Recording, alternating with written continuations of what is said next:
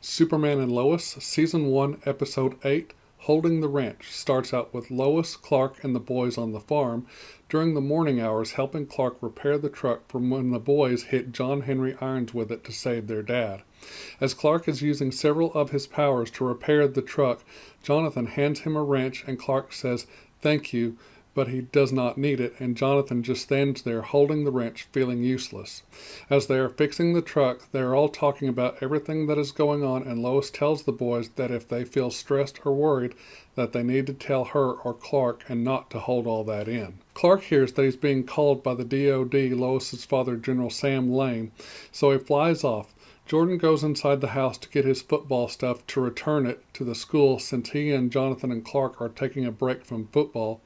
Jonathan goes with Lois to look around in John Henry Irons' RV, which Clark brought to the farm, and it is inside the barn.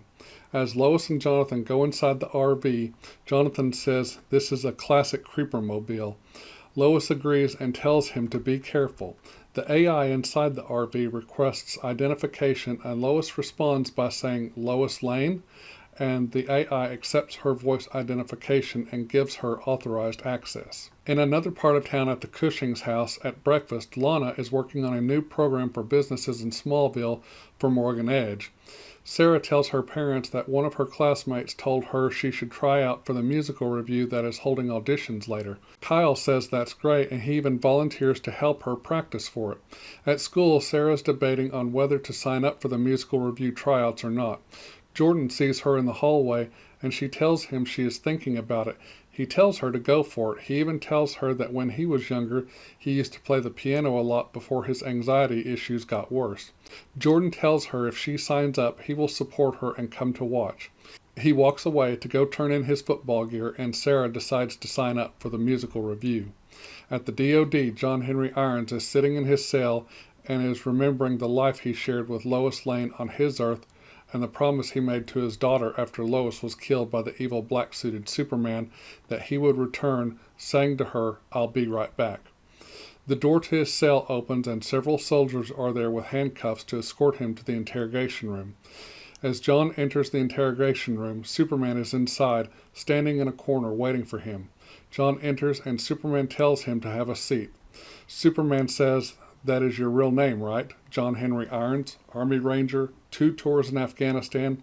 He then tells John, after that you got into the private sector and made a name for yourself as a mechanical engineer. Superman says the problem is that John Henry Irons died 6 years ago under mysterious circumstances. At least that is what happened to John Henry Irons of this Earth. Superman asks him, "How did you get here?" John Henry Irons remembers his journey, and he is piloting his ship to get to this Earth from his, with the evil black-suited Superman trying to stop him. John Henry Irons tells him, "All you need to know is that I'm going to be the one to end you." Superman says, "Because you believe I will turn on humanity." Irons says, "Because you are a traitor and a soulless monster who feels nothing for the billions of people who believe in you." Superman tells him, "You have no idea how much I care for humanity." John tells Superman that what happened on his Earth is already happening on this Earth, and that the other Kryptonians are here, and that you will join them, and that is when all hell will break loose. He looks into the mirror in the interrogation room, knowing that the others are watching, and tells them, "I am not saying another word until you bring me Lois Lane." Lois and Jonathan are still in the RV trying to gather and learn as much as they can. Jonathan says, "So he is from another Earth?" Lois says yes, and that all the multiverse stuff is confusing. Jonathan asks, "On other Earths, are there other versions of people from this Earth?" Lois says yes, and then Jonathan sees something that startles him on the computer screen and says, "Like you?" Lois looks up at the screen and sees photos of her and John Henry Irons together. At the DOD, John keeps saying he wants to speak to Lois Lane. Superman tells him that she does not want to talk to him. Superman says, "You lied to her." Irons says it was for her own good, and Superman says she does not trust you, and in a raised voice, Irons says, "You are the one she should not trust." Irons says, "You're the one who killed her." Back in the RV, there are more photos on the screens of Lois, John, and their daughter from the other Earth. Lois and Jonathan cannot believe their eyes. At the DOD in the interrogation room, he tells Superman, "You murdered my wife, the mother of my daughter, and I will not let you do it again." Superman is standing there in stunned silence. At the first part of this episode, we see Lois is seeing a therapist and psychologist, but we really don't know why she is seeing this doctor just yet. Later, we pick back up with Lois in therapy with this doctor.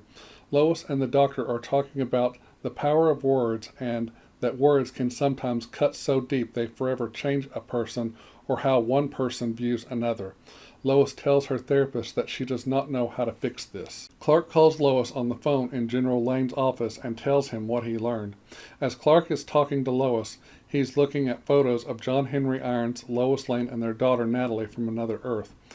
They both tell each other, "I love you," and hang up. Jonathan finds Lois and asks if she's okay. She tells him she is fine, and she says to him, "Let's take a break before going back into the RV." He says okay and walks out of the room.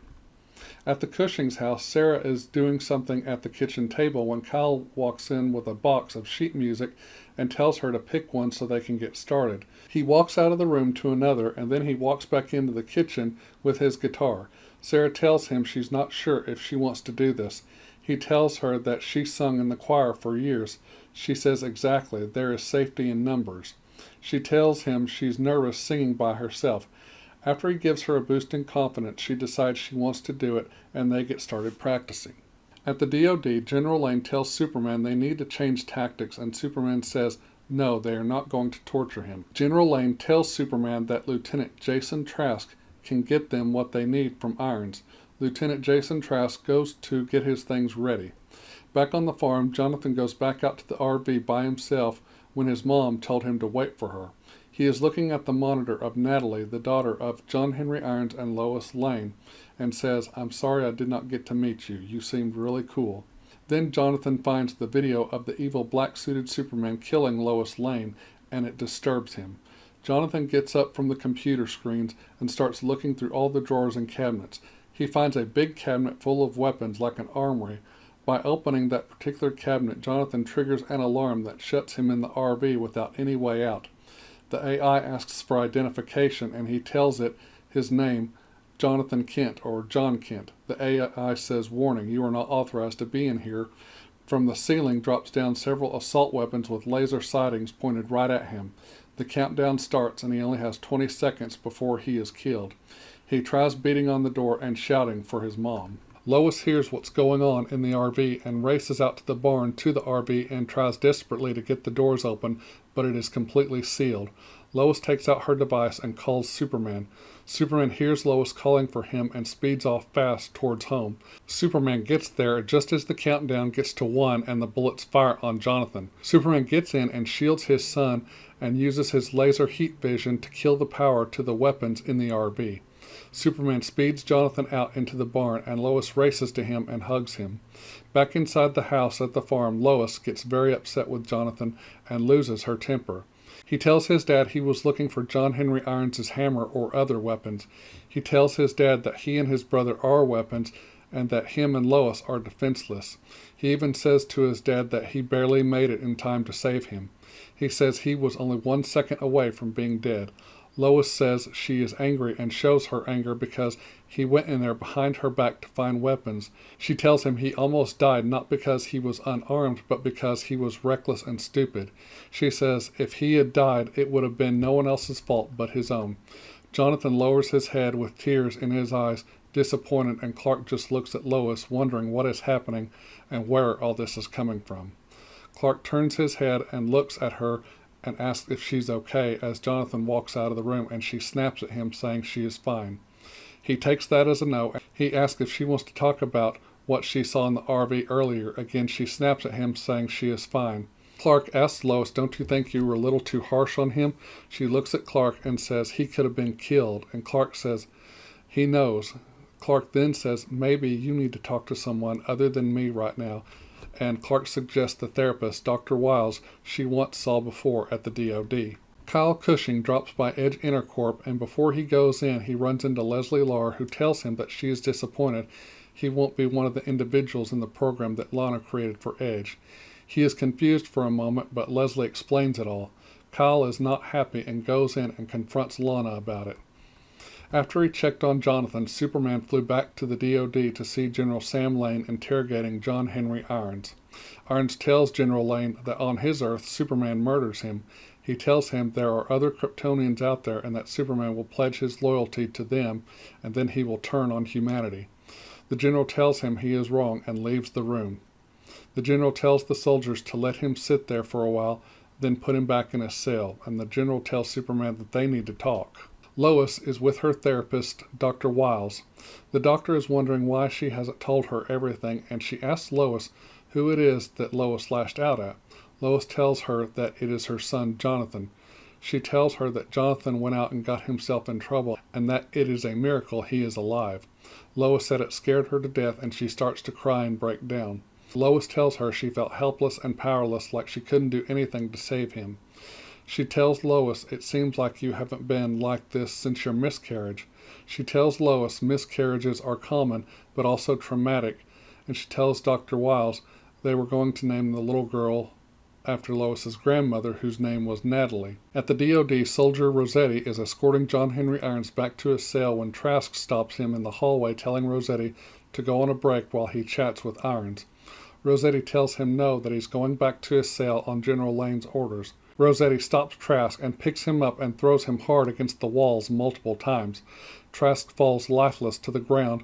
Rossetti's eyes turn a glowing red and he looks at Irons and says, "Now you." Back at the doctor's office, Lois tells Dr. Wiles all these things. Dr. Wiles says maybe the reason you acted the way you did is because you need more time to process your grief. Lois says she is afraid she might lose another child because of her. Lois says the guilt she feels is overwhelming, and Dr. Wiles tells her she has to allow herself time to grieve. If she doesn't, it will be bad for everyone, especially her.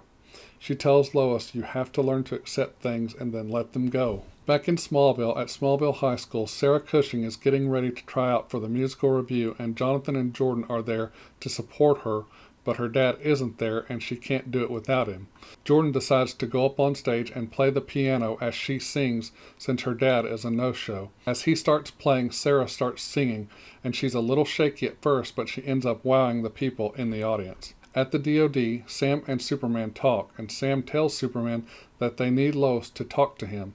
Superman says no, but General Lane says to him that may be the only way we find out what his agenda is.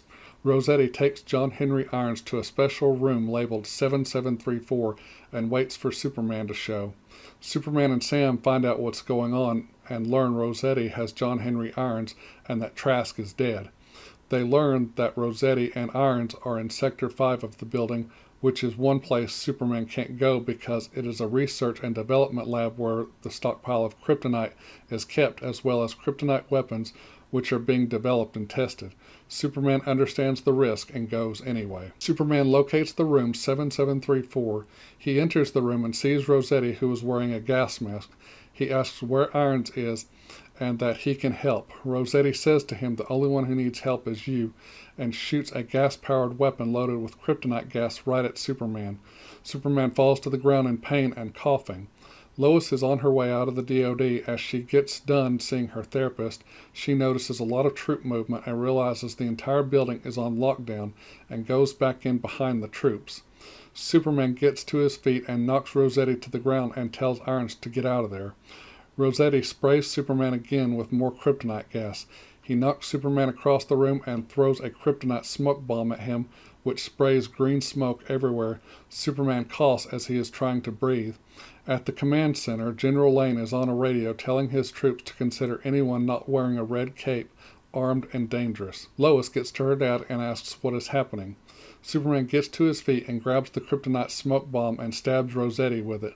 Rossetti and Superman exchange a series of punches and blows, but Superman takes the brunt of them all due to him being weakened by the kryptonite.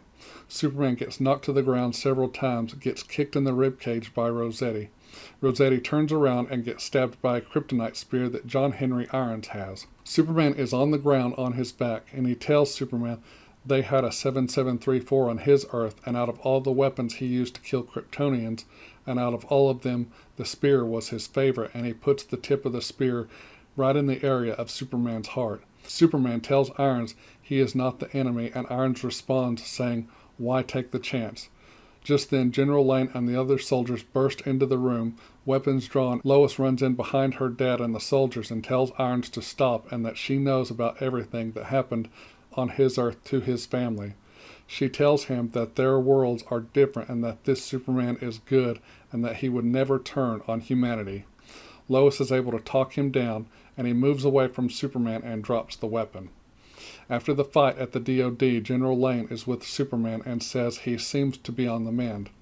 Superman says his breathing is better and that was some nasty stuff. The general tells him that the kryptonite gas was experimental synthetic kryptonite designed to invade a Kryptonian's respiratory system and attack from within inside so they can use more traditional tactics. The general tells him he had no intention of using any of it on him, and Superman stops him from saying that. Sam tells him he hopes for the best but prepares for the worst, even when it comes to him. Superman tells him trust goes both ways, and Sam says he knows and that he has some work to do to regain Superman's trust back. Superman tells the general that Derek Powell told him before he died Superman wasn't alone anymore and that Derek said he was someone else. They both wonder if that same thing is going on with Rossetti. Superman and Lois believe that Morgan Edge has somehow transferred alien sentience into human bodies, aka Kryptonians, and that Morgan Edge is in the process of building an army. At Edge Intercorp, Lana overhears a meeting between Leslie Lar and the 5 people chosen for the program Lana put together for Edge. Back at the Cushing's house, after Kyle confronted Lana about the program with Edge, he got mad and started drinking and missed Sarah's tryouts for the musical review. He tries to apologize to Sarah, but she doesn't want to hear it. Back on the farm, John Henry Irons is released from the DoD but decides to help them save this Earth and drives off in his RV. Lois and Jonathan talk about things and how she spoke to him the other day. She tells him when both he and Jordan were 18 months old, she got pregnant again with a little girl but had a miscarriage. She said that is something she doesn't really talk about much. She tells him that they were going to name her Natalie. She said seeing all that in the RV and then almost losing him brought all those feelings up again. She tells him because of all that, it is why she lost it with him and said some things she didn't mean. She realizes that that is no excuse and she never should have yelled at him like that. She apologizes to Jordan and asks him to forgive her as she cries. Jonathan starts crying as well and says he does forgive her and says now he understands, and they embrace each other. She tells him that she knows how he feels about being vulnerable in the shadow of Superman and now Jordan. She says she gets it, the feeling of being vulnerable. They promise each other to stick together, and that is the end of Superman and Lois, Season 1, Episode 8, Holding the Wrench. Can I just say, wow, this episode was really intense with everything, with action, with drama, with emotion, and it really hit on one real life issue that a lot of women in this world have unfortunately had to experience. So first off, it was an interesting start to the episode as the very first scene shows Lois in what looks like some sort of doctor's office and she's visiting with a therapist or psychologist. We get more on that throughout the episode, and the more we learn from the scenes of Lois speaking to a therapist, the more of an emotional punch in the gut it is, not just for Lois and her family, but for us, the audience, as well. As far as Jonathan goes, and how he feels about his dad being Superman and his brother now acquiring 2 powers, laser heat vision and super hearing, we see how Jonathan really feels and how he's coping with it all, and it is not good. He feels left out, left behind, that both he and his mom are the vulnerable ones of the family. If it was me, I would probably have trouble dealing with something like that, just like Jonathan, but Lois has lived and been around Clark and Superman long enough, so I think she's pretty much used to it, but this is new territory and something Jonathan is having to experience by himself, and I must say that probably sucks. Then there's Clark and all the stuff he's dealing with, such as all the stuff going on with John Henry Irons and what they can learn from him. But now he's worried about Lois and realizes she may need to go speak to someone about how she's feeling about everything, and someone who is not him but a professional, especially after Jonathan almost died in the RV. Clark learns that Kryptonians are on Earth and are somehow being transferred into human bodies by Morgan Edge, who's using them to build an army.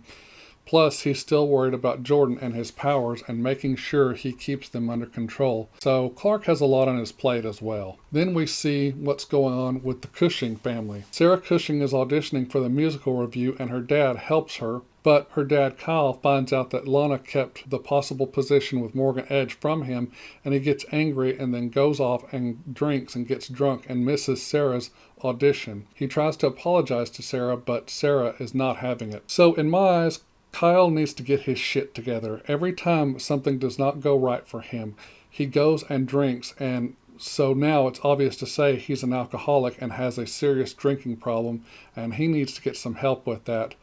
Or like I said once before, Lana is going to take Sarah and Sophie and leave his ass, which right now I wish that is what Lana would do. Maybe that would be the wake-up call he needs to get his shit together. So for this episode, as far as Jordan goes, he seems to really be doing good in this episode, which is good for a change. He has had it rough, and I was glad to see him doing okay in this episode. Plus, he helped Sarah out by playing the piano for her during her singing audition when her dad was a no-show. Then later at the end of the episode, we see him playing the piano again at home. Maybe that is something that can help him relax and unwind. He tells Sarah that he used to play a lot as a child but stopped when his anxiety got worse.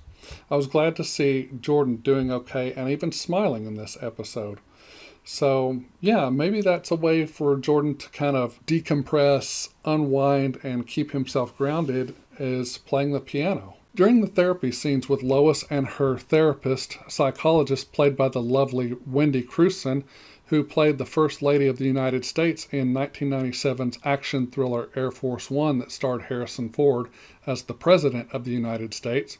We learned from Lois that at one point after she had Jordan and Jonathan, she became pregnant again, and she was going to have a little girl who they were going to name Natalie, but she miscarried, and we learn in these heartbreaking scenes that Lois is not done grieving that loss. This and the scenes with Lois and Jonathan were very emotional and very powerful in this episode. We learn more from John Henry Irons, who, after trying to kill Superman, is talked down by Lois and agrees to help Lois, Superman, and General Lane stop what's coming. We don't see how Irons got to this Earth, but we see part of his journey here, and that the evil black-suited Superman was hot on his tail, trying to stop him from getting to this Earth. So, just a few other things before I wrap this all up. It was during the fight scenes between Superman and Rossetti, and then with John Henry Irons almost killing him with the DoD kryptonite weapon. It reminded me of several scenes from other Superman shows and movies, such as Lois and Clark, The New Adventures of Superman, and then the film Superman Returns, and then the last film I'm going to talk about, which is Batman v Superman Dawn of Justice. In Season 4 of Lois and Clark, The New Adventures of Superman, after Superman battles Lord Nor in the streets of Metropolis, the military deploy kryptonite gas to kill Lord Nor and the other rogue Kryptonians who follow Nor, and they almost kill Superman in the process.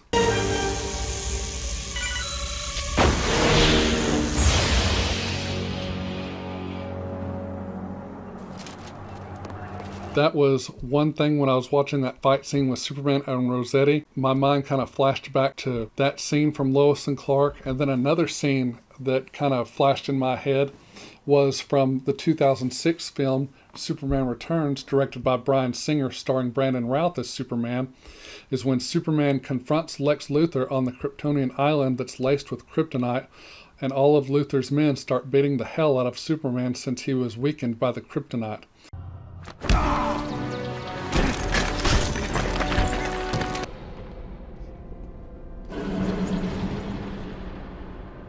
You're asking yourself, didn't your dad ever teach you to look before you leap?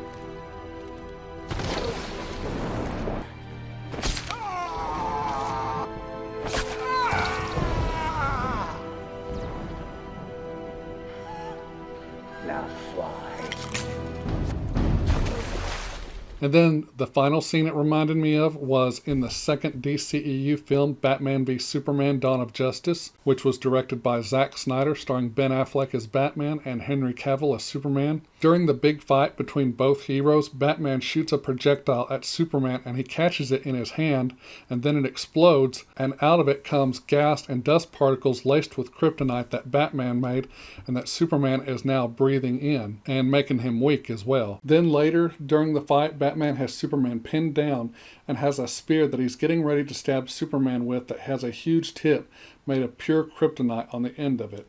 So yeah, this was the other scene that kind of flashed into my mind during the fight scene in Superman and Lois with Rossetti, Superman, and John Henry Irons.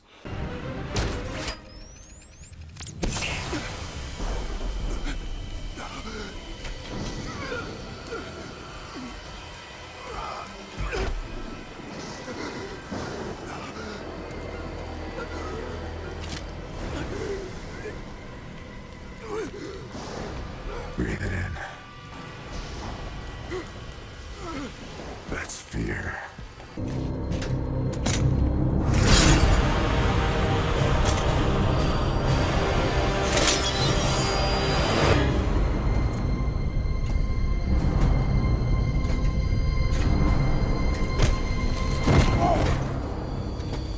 You were never a god.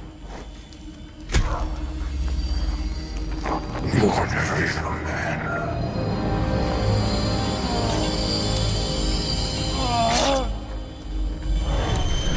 So yeah, this was the other scene that kind of flashed into my mind during the fight scene in Superman and Lois with Rossetti, Superman, and John Henry Irons. Maybe it was callback to those, I don't know, or maybe just a way to kind of say, hey, we're kind of just giving a little bit of a shout out to these three scenes from these three shows or movies or whatnot, but then it could be just me thinking that. But yeah, I thought about those and thought how cool that was, that they might have been taking something from the movies and the shows of the past. So those are all my thoughts on this episode. I'm going to give Superman and Lois Season 1, Episode 8, Holding the Wrench, an A-.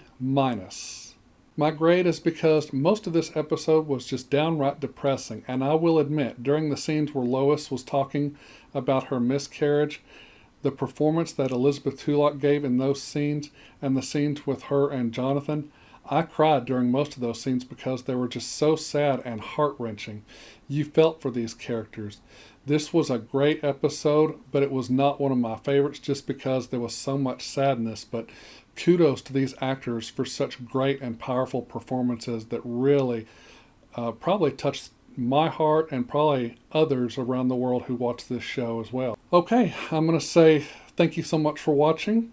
Good night. God bless. I love all of you, and I will see you all in the next video. Bye-bye.